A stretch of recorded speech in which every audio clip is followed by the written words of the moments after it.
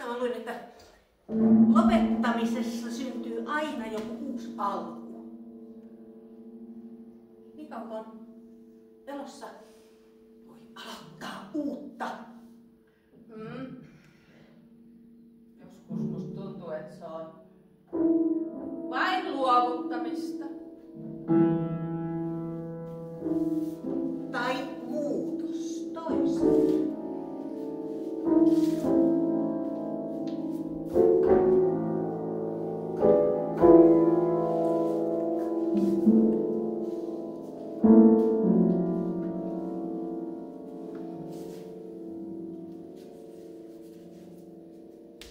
Abstrakti.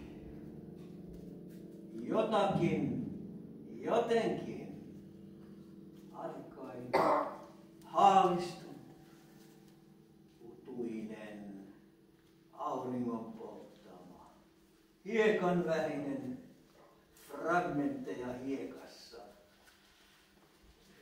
hieroglyfimäinen, muinaiskirjoitusta, uutta muinaisuutta, muinaisgraffiti, ajan patinoima, ajan kuva, ajaton uni, aikaansa sidottu, aikaansa edellä, hiekan peittämä erosiopinta, tuuli, vesi, jää, aurinko, sammal, jäkälä, home, levä, kadonneita lauseita, merkityksettömiksi, tunnistamattomiksi tulleita sanoja.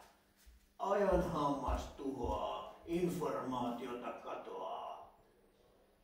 Yritämme päätellä ja selvittää sitä, mikä on kadonnut, jospa se oli hyvinkin tärkeää. Mielenkiintoista ainakin. Mutta ei. Kadonnut kuin kirjurin uni, auringon polttama, hiekan peittämä. Tunnetko täältä jonkun? Tunnetko täältä ketään? Ketä me odotamme? Sirokkoa, hiekkamyrskyä, kuumaa tuulta Saharasta. Värjäsi muuten Suomen hanget punaisiksi muutama talvi takaperin. Sirokko, Sirokko, Sirokko.